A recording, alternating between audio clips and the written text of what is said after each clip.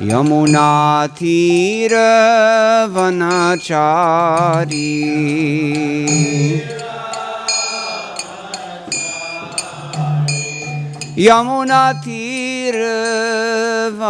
यमुनातीरवनचारी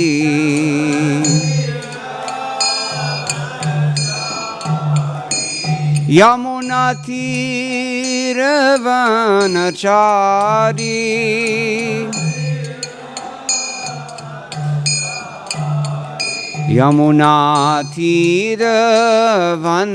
यमुनातीरवनचारी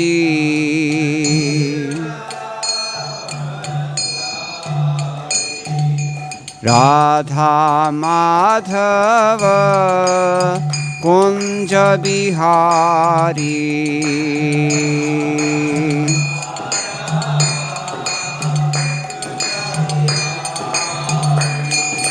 राधा माधव कुंज बिहारी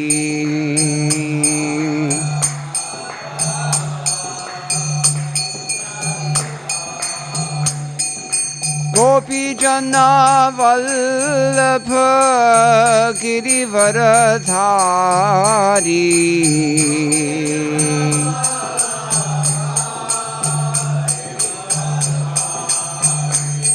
गोपी जना वल्लभ गिरिवरधारी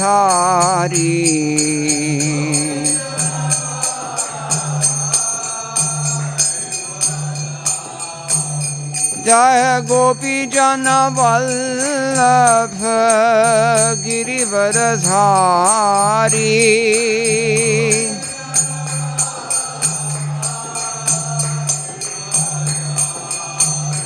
जय गोपी जन वल्लभ गिरिवरधारी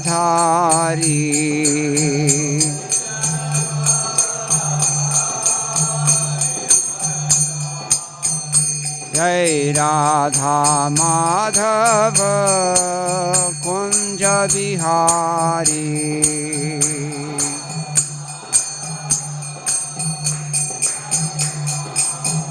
जय राधा माधव कुंज बिहारी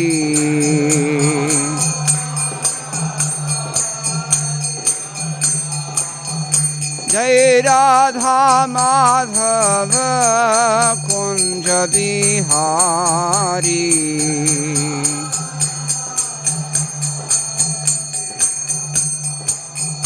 हरे कृष्णा कृष्ण कृष्ण हरे हरे हरे राम राम राम हरे हरे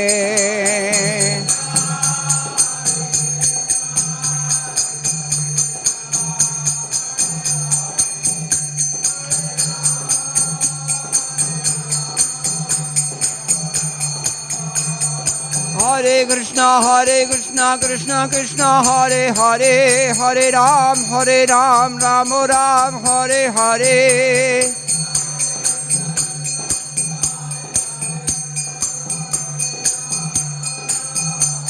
हरे कृष्ण कृष्ण कृष्ण हरे हरे हरे राम राम राम हरे हरे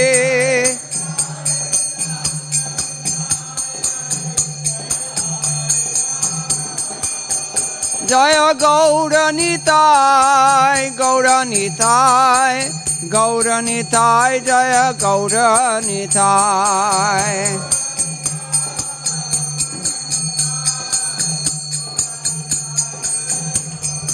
जय जय कृष्ण बलराम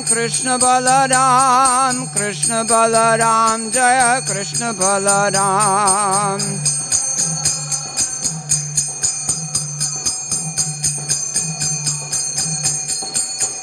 जय राधे श्याम ललिता विशाखा जय Radhe Shyam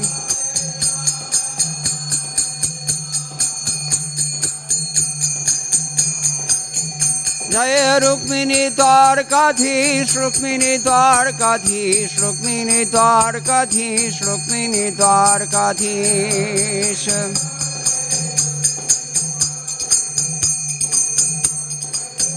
Jai Jai Prabhupada, Prabhupada, Prabhupada, Prabhupada.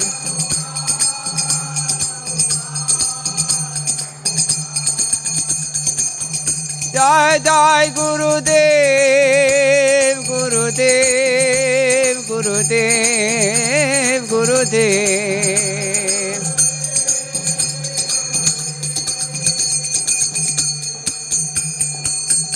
Jai Gaur Hari Bol, Hari Bol, Hari Bol, Hari Bol.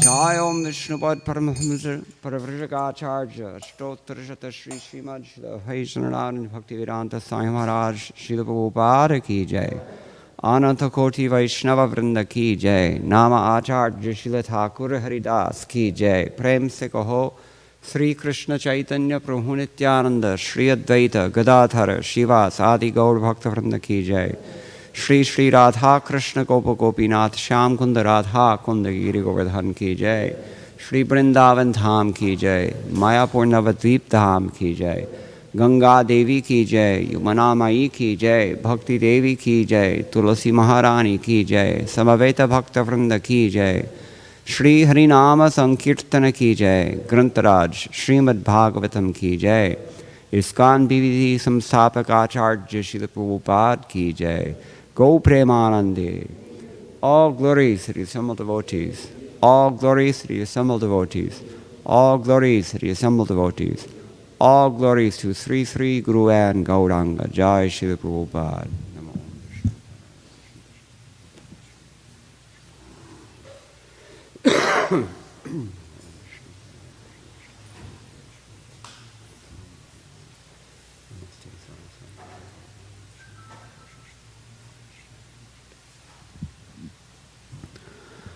Om Namo Bhagavate Vasudevaya.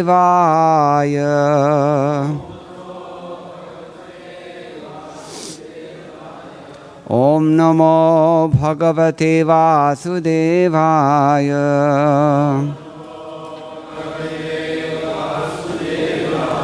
Om Namo Bhagavate Vasudevaya. Narayanam Namaskritya Naram Chaiva Narottamam Devim Saraswatim Vyasam Tato Jayamudirayet Nashta Praishwa Bhadreshu Nityam Bhagavata Sevaya Bhagavati Uttama Shloke Bhaktir Bhavati Naishtiki Krishne Swadhamo Pagate Dhanamagnanadibhi Saha Kalau Nashtadrishamesha Puranarko Dhunodita. Grantaraj Srimad Bhagavatam Ki Jai. This is Canto 10, chapter number 5, entitled The Meeting of Nanda Maharaj and Vasudeva. We'll begin with text number 9, in which there's no purport. Then we can also recite text number 10 and maybe text number 11. We'll see. So please repeat. Gopyaha cha akarnya mudita yashodaya sutta udbhavam atmanam bhushayam chakruho Vastra Akalpa Anjana Adibhi Gopyascha Karnya Mudita Yashodaya Sutodbhavam Atmanam Bhushayam Chakro Vastra Kalpanjanadibhi Gopyascha Karnya Mudita Yashodaya Sutodbhavam Atmanam Bhushayam Chakro Vastra Kalpanjanadibhi Gopyascha Karnya Mudita Yashodaya Sutodbhavam Atmanam Bhushayam Chakrur Vastra Kalpanjanadibhi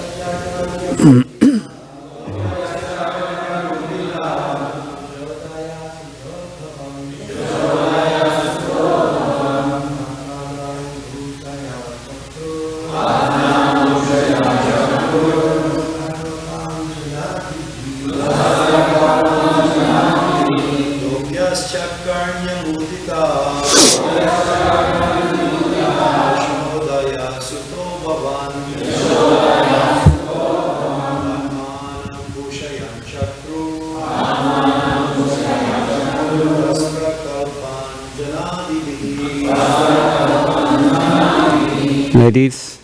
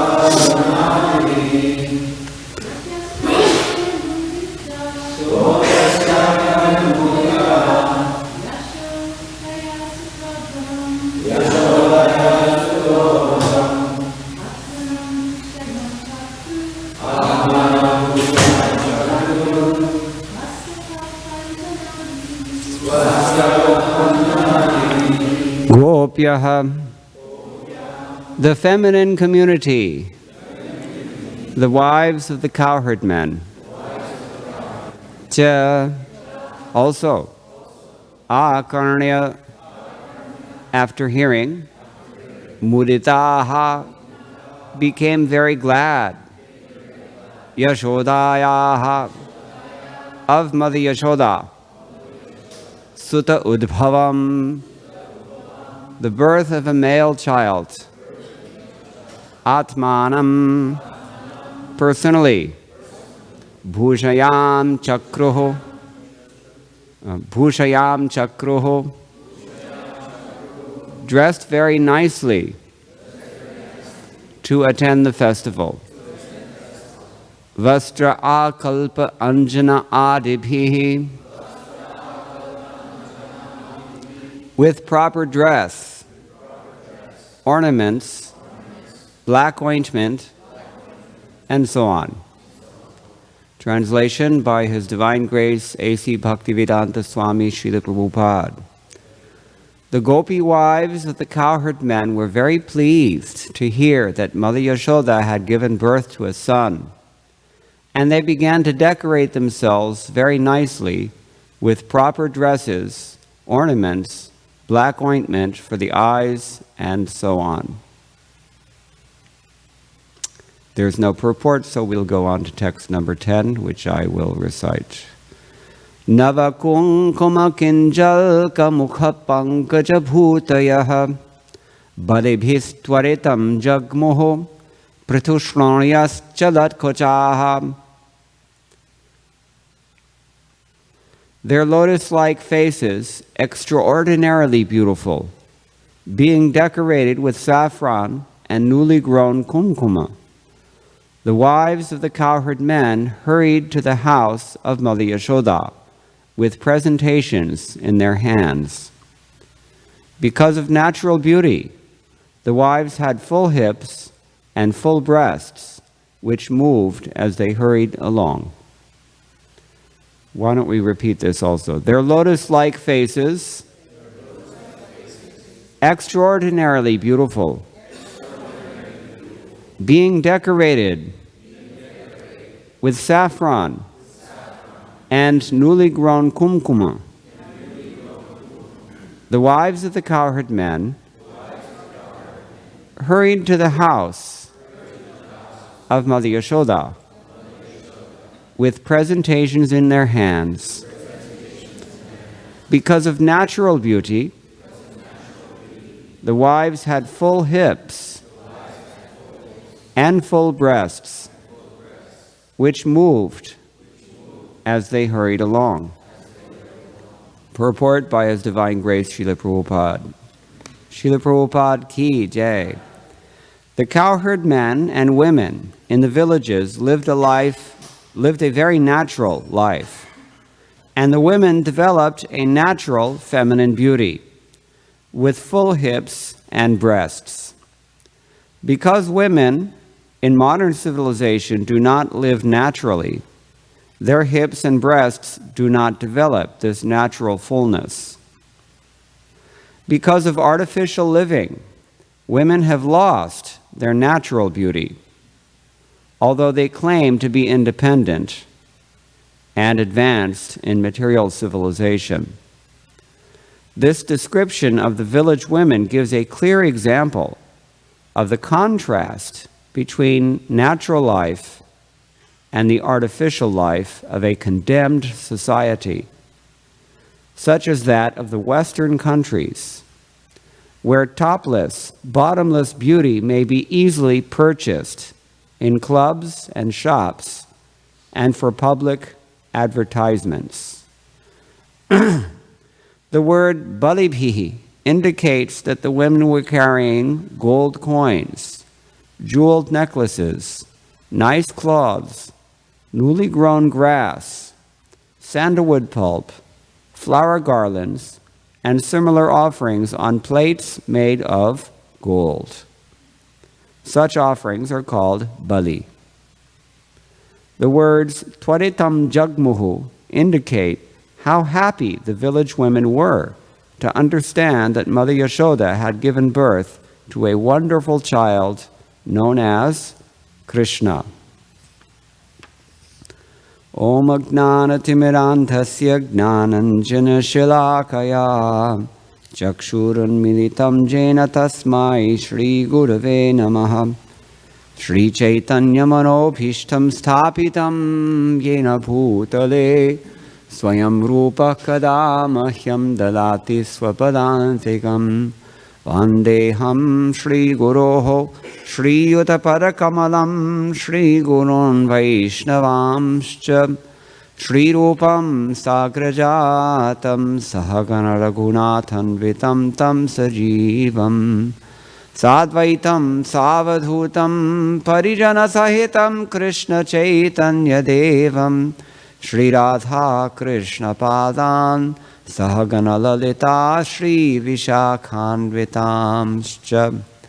He Krishna Karuna Sindho Dinabandho Jagatpate Gopesha Gopika Kanta Radha Kanta Namostute Tapta Kanchana Gaurangi Radhe Vrindavaneshwari Vrishabhanusute Devi Pranamami Haripriye Vancha kalpatarubhyascha kripa sindhubhya eva cha patitanam pavanebhyo vaishnavebhyo namo namaha. Jaya Shri Krishna Chaitanya Prabhu Nityananda Shri Advaita Gadadhara Shri Vasadi Gaur Bhakta Vrinda.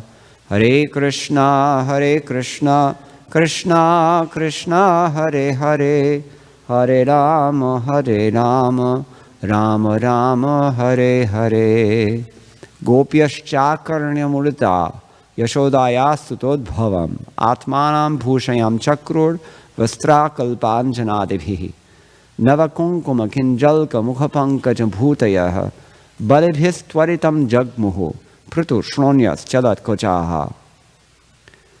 The gopi wives of the cowherdmen were very pleased to hear that Mother Yashoda had given birth to a son, and they began to decorate themselves very nicely with proper dresses, ornaments, black ointment for the eyes, and so on. Their lotus-like faces extraordinarily beautiful, being decorated with saffron and newly grown kumkuma. The wives of the cowherdmen hurried to the house of Mother Yashoda with presentations in their hands. Because of natural beauty, the wives had full hips and full breasts, which moved as they hurried along. We can see a contrast here, a marked contrast between the reaction of the Vrajavasi women, here called gopis, the gopis of elderly gopis of Vrindavan, and the co-wives of, Maharaj Chitraketu's many wives in the 6th canto. In Vrindavan, we've been studying the narration of Chitraketu Maharaj, who didn't have a son. Finally, he gave birth to a son after many years, even though he had how many wives? 10 million wives. That's a handful. So 10 million wives, but they couldn't produce even one son. Somehow or other, by fate, he got a son, but the son's name was Harshashoka, which means happiness and distress. So we're not quite at the distress yet, but when this son was born, everyone was happy except for whom? The other 9,999,000 wives. They were envious. So envious that they did what? They poisoned the child. Sometimes we see in this world, it's like this. I was once living in a place, and one mother had a very beautiful child, and then the other one became very envious. This is the nature of this world that we live in.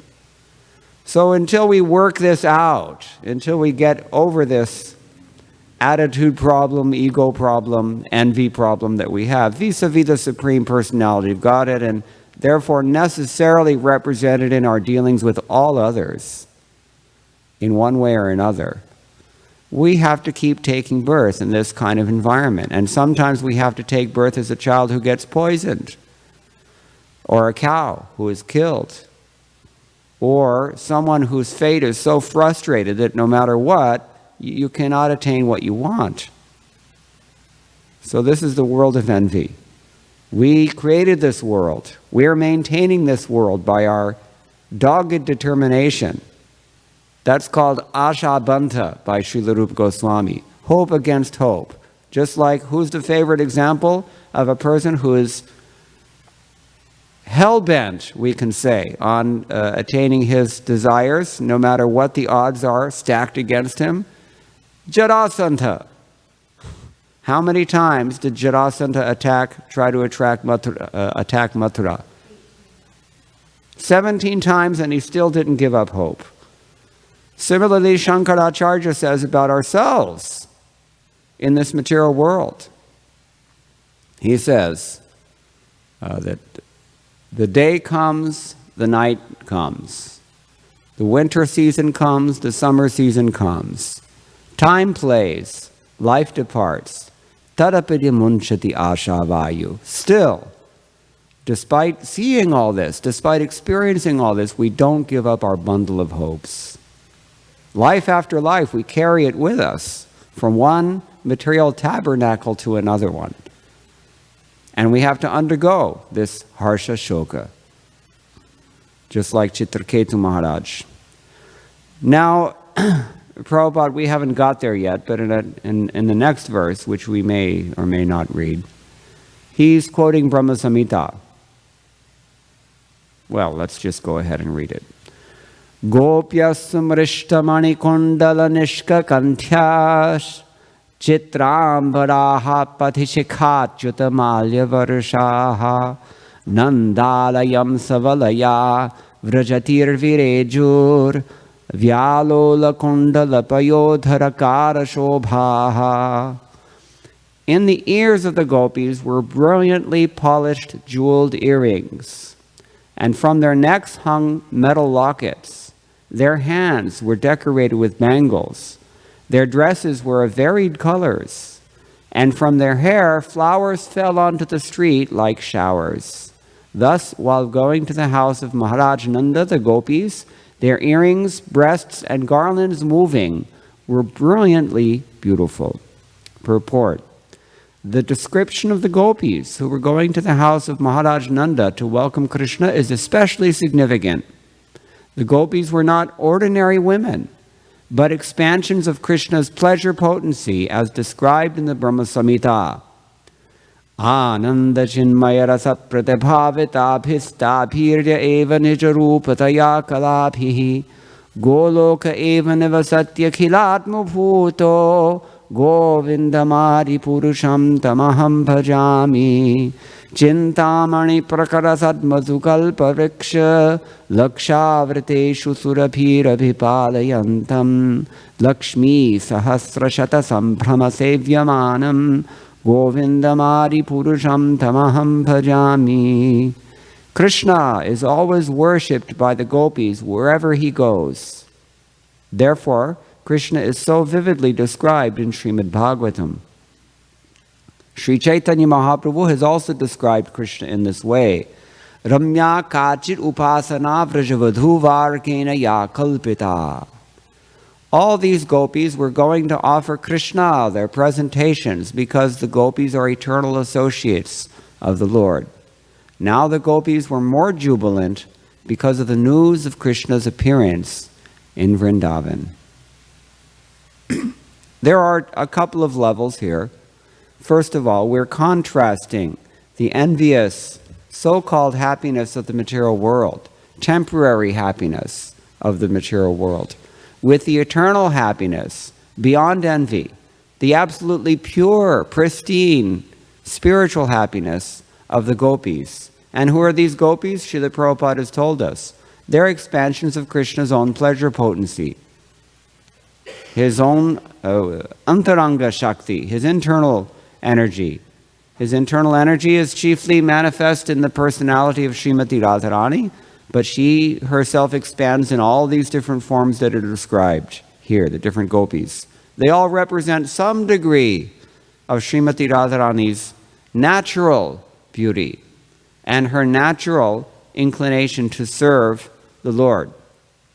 So on one level, the gopis are very happy because they're going to see Krishna. Krishna has finally appeared and they are Krishna's eternal parts and parcels. How could they not be happy? But on another level, we can say, maybe even a higher level, they're genuinely happy because they're not envious. They're genuinely happy that Mother Yashoda has been given this great fortune, that she has the Supreme Personality of Godhead as her son. Therefore, later on in this canto, he asks this question, who can be more fortunate than the wife of Nanda Maharaj, Mother Yashoda? So, the gopis are very happy. They're not envious of Yashoda, they're quite happy. And as a natural extension of their pleasing service attitude, they're running. Twaritam jagmuhu means they're very quickly going to the house of Mother Yashoda. So that brings us to the next topic. Atmanam bhushayam chakrur vastrakalpanjanadibhi nava kunkama kinjalka mukha pankaja bhuti. This natural beauty of the gopis has been described. Actually, throughout this passage here, we see so many apparently mundane things are being described. We heard yesterday. Why are we concerned about the fact that they're wearing valuable garments? Why are we concerned that they're decorated with gold ornaments? Srila Prabhupada indicates, although there's no purport in text 9, his translation takes some liberty and says, they decorated themselves very nicely with proper dresses, ornaments, black ointment for the eyes, and so on. It's proper to manifest the natural beauty of the Lord's creation. It's proper to dress in a certain way. It's proper to decorate oneself in a certain way. These things are proper. And what are some of the examples given here? These things have been going on since time immemorial, actually. The way that we dress, the way that we decorate ourselves with tilak and other auspicious markings, these things are going on for a long, long time. How long? Who can say? Since time immemorial. There's an innate conservatism in Vedic culture. It's built in. It's a natural characteristic. You can say a Swarup Lakshana, an innate characteristic. How does it manifest? When I was in college, they taught me that in the Punjab Valley in North India, they have found archaeological digs in which there are what we call in Hindi churiyan, these glass bangles, colored glass bangles that women still wear in India today. They have found shards of these glass bangles from 3,000 years ago. They have found thalis, kotoris, the things that we still eat from that date. That's called cultural continuity. It's going on for a long, long time because it's understood. These things are actually eternal. These things actually represent the eternal culture. Yesterday we heard about spiritual life means a particular culture, specific culture. Impersonal spiritual life is divorced from a specific culture. But personal spiritual life is necessarily tied up in that personal culture. And it's going on for a long time. It's called Sanatan Dharma. Actually, in his Brihad Bhagavatamritam, Srila Sanatan Goswami has commented that that culture is manifest in its zenith, we can say, in medieval north-central India. In that culture, which is what we're talking about. So what's another thing? Nava kumkumar kinjalka. Kumkuma means this red sindoor that women still use. Those who are chaste, they decorate the part of their hair. What's it called? Sindoor. Sindoor. Or simanta. This is called, the middle part of their hair is called simanta. Nowadays, women don't necessarily part their hair like that. They certainly don't put kumkum in it. Sometimes women don't even have hair. Sometimes, like Sinead O'Connor, they shave their head. So this is an artificial idea of beauty that Prabhupada discusses in the purport. But kumkuma means this red powder, vermilion. Kinjalka. Anybody here from Andhra Pradesh or Telangana? No. Anyway, they call it jawadhu. And women are still using this. It's the powder that you get from the inside of a lotus flower. And it has a very beautiful, subtle scent. It's considered a perfume. And you can still buy it, at least in South India. It's still available on the market because not all women have sold out to the artificial idea of beauty that's been imported by people with dubious motives. Sometimes it's said that the first stage in neo-imperialistic, multinational corporate exploitation or domination of the world is cultural homogenization. It's necessary to homogenize everyone culturally in order to exploit them. It's a basic principle of rampant capitalism for which America is famous, that you have to artificially create a certain need and then step in to fulfill that need, and in this way exploit everyone through this kind of domination. So, therefore, these things are being discouraged, or yesterday we heard, Prabhupada told us, when we consider the past condition of the agriculturalist in the village, we can see how opulent he was simply because of agricultural production and protection of cows. Simply because of what? Agricultural production and protection of cows. Krishi Gaudakshya. At the present, however, agriculture having been neglected and cow protection given up, the agriculturalist is suffering pitiably and is dressed in niggardly torn cloth. They're not only suffering pitiably, what are they doing to themselves? Anybody who knows the situation in modern India? Mass suicide. They're killing themselves because they see no way out of this. There's no way to fight this big monster that's coming and taking land that they have cultivated for as many years as women have been wearing churiyan. That has been in one family for that long.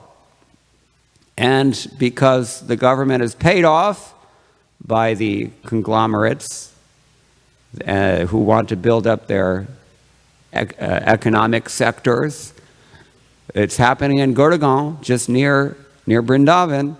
As a matter of fact, now they're building a big expressway, metro line, all the way from Delhi to Agra, going to go through Vrindavan. That makes it easier to get to Vrindavan, but it makes it easier for all the wrong things to get into Vrindavan also. And I've seen this. I left Vrindavan to take care of my elderly mother in 2006. And when I came back in 2011, everything was different.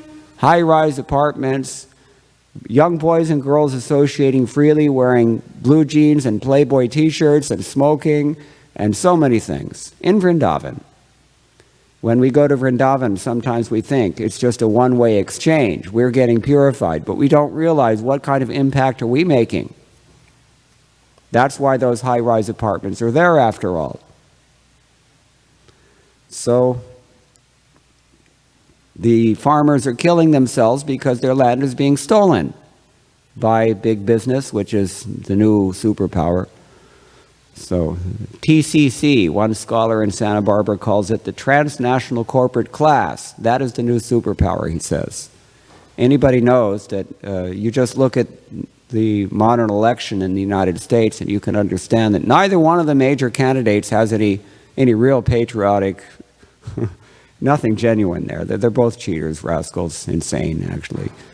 So the nation-state paradigm is a has-been paradigm. It's actually, it's all about money, and really money is all about what? Sense gratification, including subtle sense gratification such as profit, adoration, distinction, prestige. If you live in India long enough, you understand the value of prestige and the worth of money with regard to prestige. Anyway, so Navakumkana Kinjalka Mukha Pankaja Bhuti. Mukha Pankaja Bhuti. Their faces were like lotus flowers, and that their faces were the manifestation of their opulence. Bhuti. We have the word vibhuti in Bhagavad Gita, means the opulences of the Lord. So this is their bhuti, is their beauty. So, and natural beauty, this is what Prabhupada is saying also. Natural beauty, not the topless, bottomless beauty that is sold cheaply in clubs and shops and public advertisements. When I was in India some time ago, I saw there was a billboard, and the billboard was advertising chocolate, because in India now they've got this craze for chocolate, just like they've also got the craze for Valentine's Day. It's a huge thing now in India. So they're in the midst of the same kind of sexual revolution that went on in the United States about 50 years ago, or 40, about 50 years ago or so. Anyway, so the billboard showed this one young woman, very pretty young Indian woman, and she was completely naked, but you couldn't really tell for sure because she was also completely covered in wet chocolate. That was the billboard. So this kind of artificial beauty is exactly what Prabhupada is talking about. So this is not the beauty of the gopis. This is the beauty of a highly misdirected, highly artificial, highly doomed civilization. What does it mean when we say that civilization is doomed? Does it mean that the whole thing is going to become crashing down? Or does it rather mean that in slow increments you gradually forfeit more and more and more of your humanity? That's something to think about. Okay. So then we come to the next point, the word balibhi. Prabhupada says here, it indicates that the women were carrying gold coins, jeweled necklaces, nice cloths, newly grown grass, sandalwood pulp, flower garlands, and similar offerings on plates made of gold. Such offerings are called bali. Bali. This is an old word that means exactly this kind of thing. Sometimes you see, even still, among traditional people in India, they have these little brass baskets. They come to the temple and they're filled with flowers and auspicious incense and other such things. Fused rice, that's called akshata. Sometimes it's or raw rice rather. It's put into kumkum or into sindoor. Auspicious, these are considered auspicious things since time immemorial. And this is what the gopis were very happily carrying to the house of Mother Yashoda in order to present as gestures of their goodwill and genuine love for the son of Mother Yashoda who has just appeared. This is the description of the first Janmashtami festival. We just celebrated Janmashtami recently. So Twaritam Jagmuhu, they were so happy they were moving very fast. Then it says, the ears of the gopis were brilliantly polished, jeweled earrings. From their necks hung metal lockets. Their hands were decorated with bangles. We've already described that. Their dresses were of varied colors, and from their hair, flowers fell onto the street like showers. Flowers. We still get flowers in India. America has become the standard of beauty, and the standard of life in America has become so artificial that it's very difficult to get flowers in America. They're very expensive. Flowers are still valued in India, and they're still fairly easily available, especially in South India. Everywhere you go in South India, you smell jasmine. Why? Because practically every woman in South India decorates her hair with jasmine flowers. So this is the standard of beauty that was manifest even in Gokula, Vrindavan, the spiritual world of Krishna's pastimes, Bhoma Vrindavan, 5,000 years ago. There were so many flowers that they fell onto the street like showers.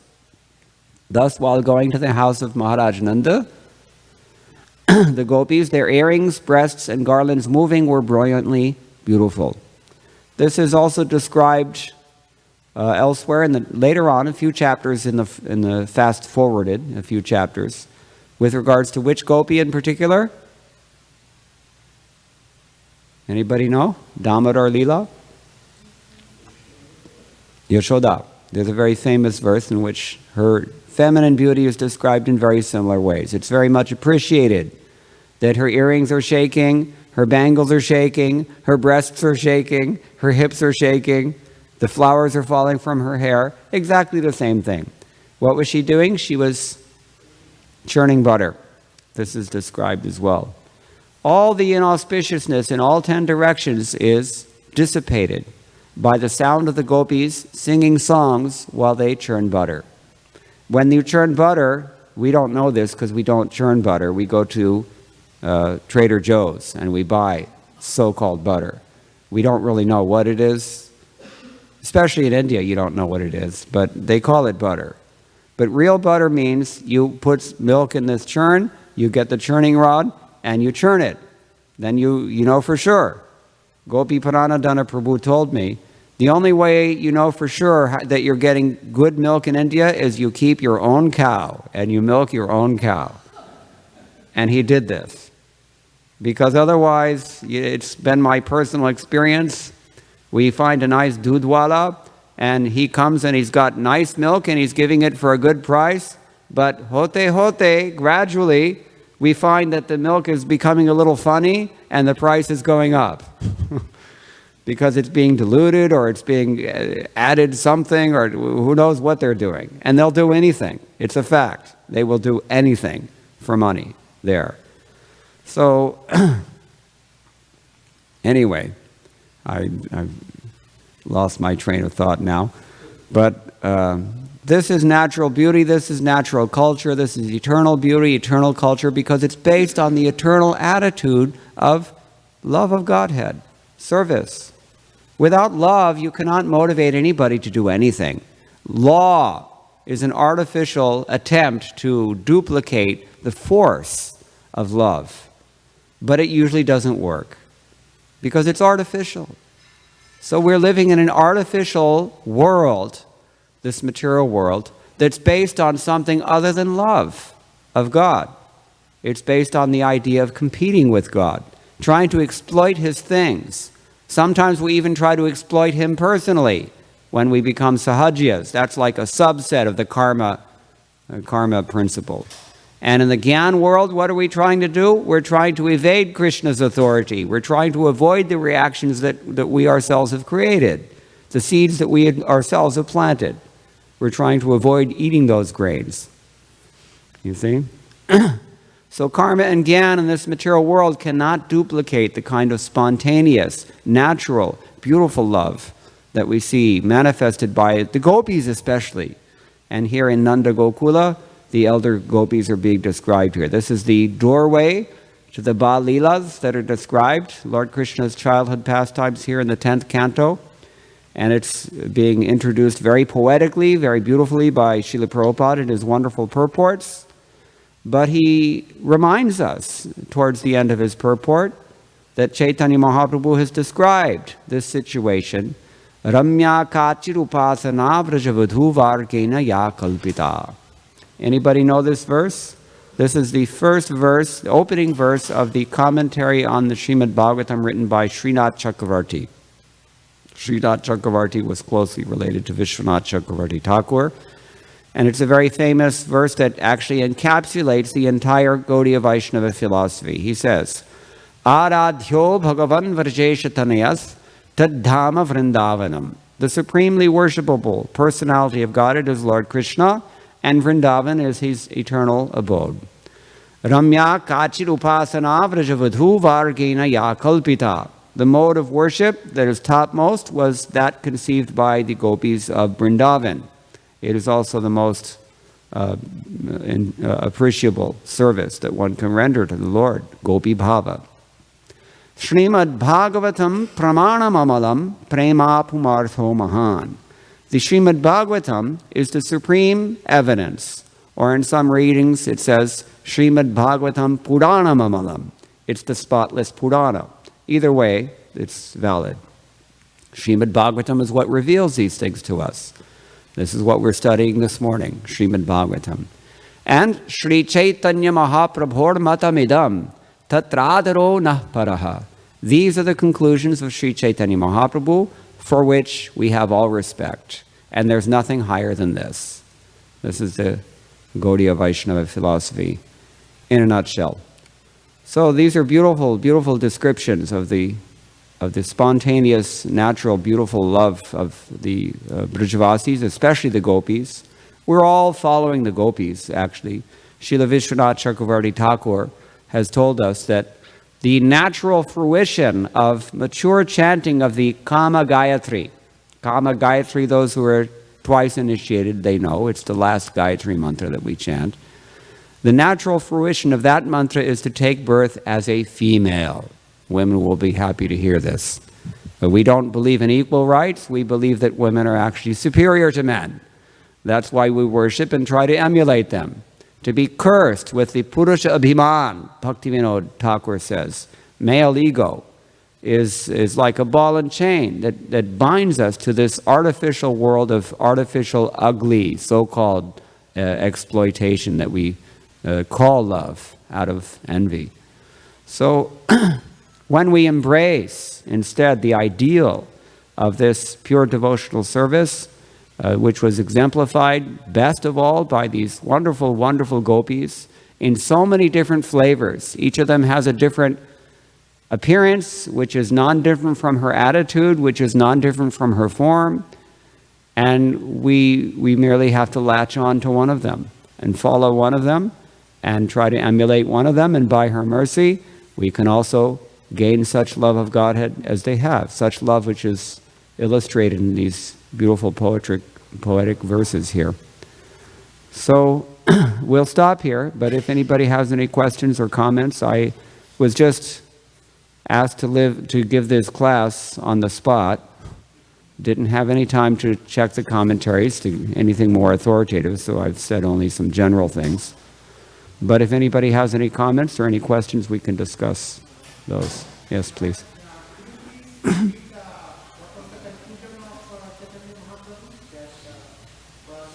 Yes. Okay. Succinctly stated, the philosophy of Chaitanya Mahaprabhu, for which we have the topmost respect, is that the supreme worshipable personality of Godhead is Sri Krishna.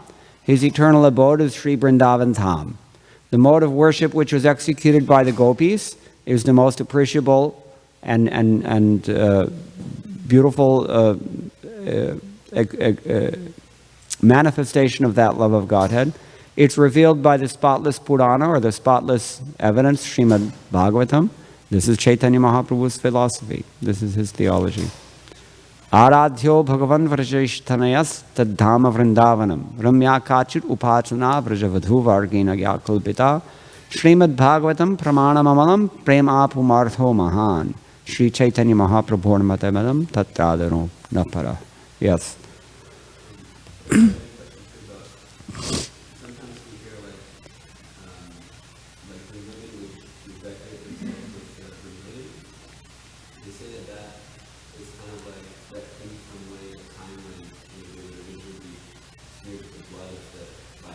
So I was wondering, does that indicate some kind of change in the custom, or those things are not simultaneous?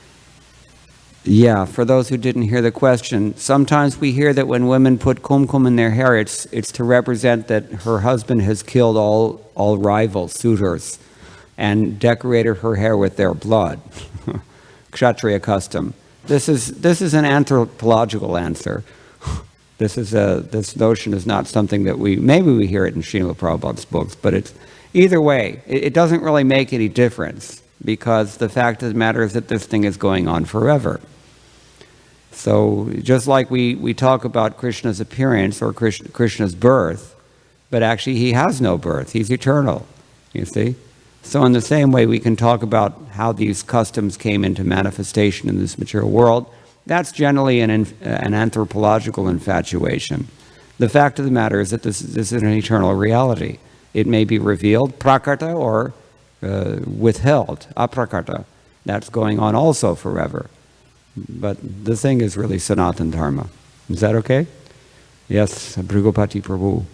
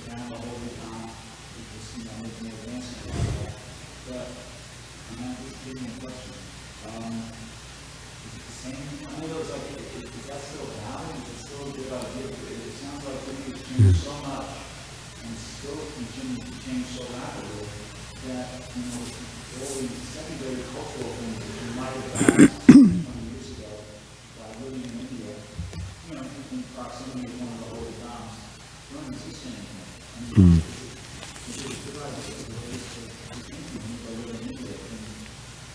And even the God, the mindful, is changing so much. Is it any better than just staying in your local, service about the devotion service in your local temple? And you be a good person to answer this question if you can go. Well, there's several answers to this question. It's a very, very good question. One thing I can say is that I mentioned already that this thing is prakarta and aprakarta. It's manifest and it's obscured from time to time.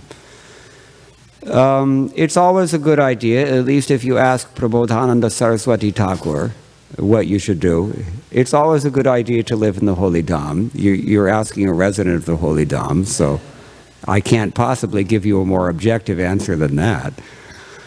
But it's a fact that, as we say in Hindi, sabhi lupta ho raha hai aajkal. Everything is becoming not unmanifested. It's not explicit anymore. The holy dham is always there. You cannot erase the holy dham. You can only efface it. And this we do by erecting 300-foot Durga Devi deities. Not deities, it's actually an amusement park. Or condominiums or whatever. We can cover over the holy dham. That's called prauঢ়a maya, Bhaktivinoda Thakur says. But the holy dham is always there, and you will always get the benefit of that holy dham. However, having said that, another thing that I would like to emphasize is that when I was living at Govardhan, I found it a little bit more difficult to live at Govardhan than to live in Vrindavan. Although Govardhan is spiritually a superior place, according to Srila Rupa Goswami's Upadeshamritam, to Vrindavan. But I found it difficult because the spiritual culture was not explicit there as much as it is in Vrindavan. Even still, people in Vrindavan wear tilak. People in Vrindavan, the worship is it's going on everywhere. It's very hard to avoid, you see. It's not like that everywhere in Vrajadham, and it's certainly not like that everywhere in the material world. But that is a prerequisite for access for persons like us who are conditioned souls.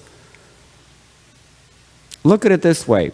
Srila Prabhupada, we know that the very highest service that someone can do is Sankirtana, distributing books. I was on Radha Damodar traveling Sankirtan party, and we were moving around the country in vans, the way many of the book distributors still do today. And we were distributing books en masse, large numbers of books. There's no doubt that that is the supreme thing. But after some time, your consciousness becomes funky because you're a conditioned soul. You need the regulation of temple life. You need to see the deities again. You need to taste prasadam. We need these things, you see? And it's not just because we're conditioned souls that we need things, these things, but actually these things are natural. They're inherent. It's a Sanatan culture, as we mentioned already. We have to make it explicit. How does that happen? That happens by following all the vidhis very carefully. Whatever we're supposed to do, whatever is enjoined in Prabhupada's books, we have to follow those things. And we have to set that example, and then others can also become inspired and enlivened by the same thing. And that extends all the way to our socio-economic and political paradigms as well. It's a queer characteristic of modern psychology that we want to embrace the theology, but we don't want it to apply to social lives. We don't want it to apply to our economic affairs. We don't want it to apply to our political lives, to our agricultural life, biological life, on whatever level. We're all withholding Krishna consciousness from some application that is inherent within it, you see? And that's why we have difficulties. If we make no distinction any longer between the way that we live and what our books write about, then we find that the society becomes purified, it becomes more attractive, we become purified, we become happy, everything becomes naturally beautiful, as we've heard in these verses. There's nothing being presented here except Goloka Vrindavan activity. And that activity has to be explicitly manifest. When one engages in behaviors that do explicitly manifest this paradigm, the eternal paradigm given in the Srimad Bhagavatam, that's called Shishtachara or Sadachara. Proper activity, proper dress, proper behavior, proper relations in different people. It's an extension of what we call Sambandha Gyan. And without Sambandha Gyan, we cannot have offenseless chanting.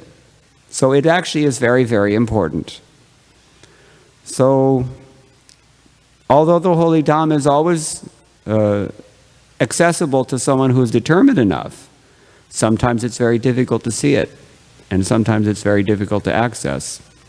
You see? So that's why that is the principle that has, I think, retained this cultural characteristic of conservatism, following Shishtachar since time immemorial. And I believe personally that this is a large part of why Srila Prabhupada was pushing so much on Varnashram Dharma in his later years especially. He saw this. He saw that his own disciples, in particular, were having difficulties. And he knew that the way that we could avoid that was not by purifying the individual, but by purifying the society itself. It's a different approach.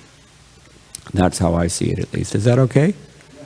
It's a question. Your question can be answered on many levels, but I've tried to touch on a few of them at least. Anything else? If not, then we can stop here. Thank you very much. All glories to Srila Prabhupada.